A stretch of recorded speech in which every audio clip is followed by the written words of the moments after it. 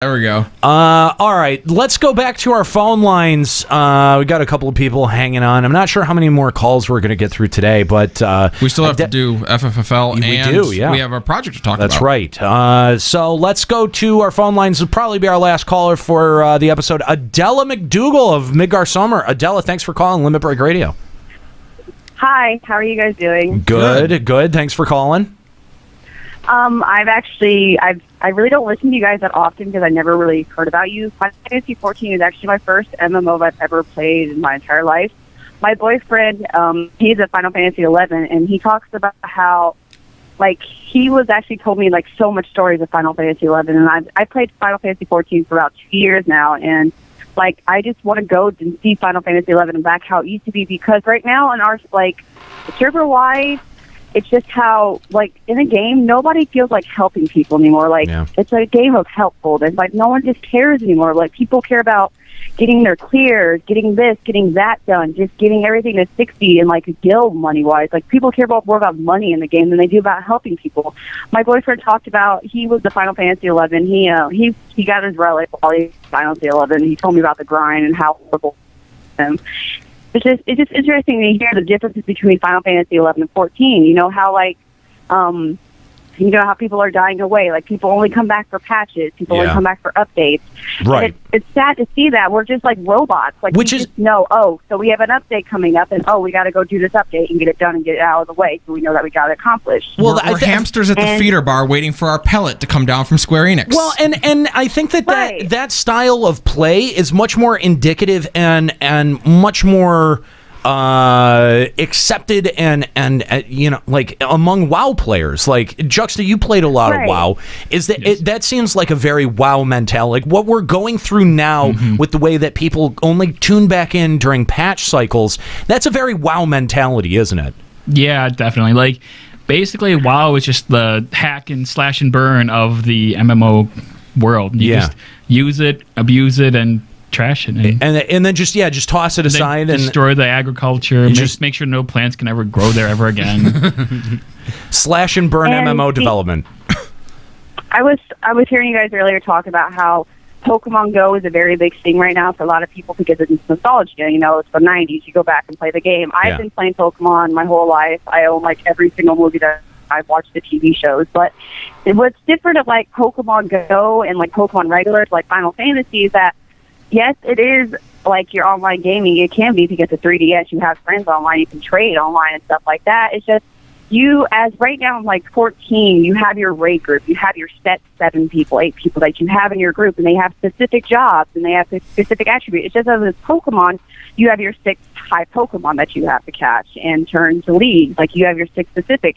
Right now in the game, people are not caring. They're like, I got my level 60. I'm in a good raid group. We're doing great. I don't need to really level any other classes or to help other people out there. Like, to be able to say, like, in Pokemon, I catch them all, like, all 150 Pokemon, is to say in Final Fantasy XIV, if I got every class at level 60 and it's geared up to 240, to say that. Because in the game, nobody, like you said, nobody likes to grind anymore. Nobody likes to play the game.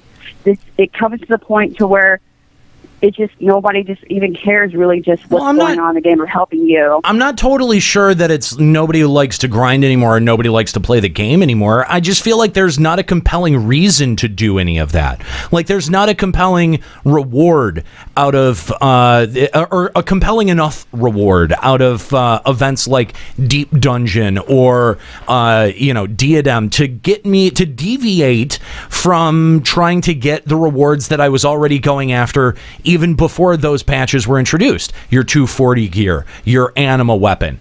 And because you're already making progress on that, it feels like a lot of that stuff, yes, it is sort of a lateral, like getting what is it, the 235 weapon or whatever it is. It is a much more lateral move, and that is something that we've been encouraging.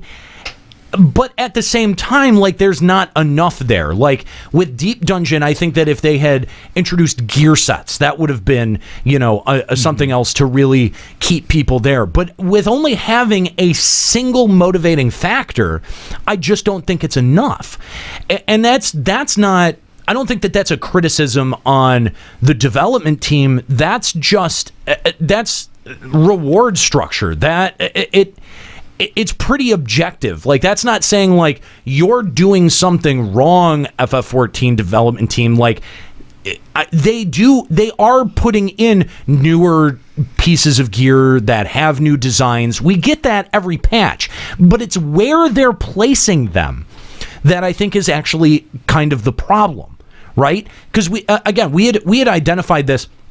You get unique pieces of gear out of doing dungeons when the intrinsic reason to do dungeons is to grind tomes.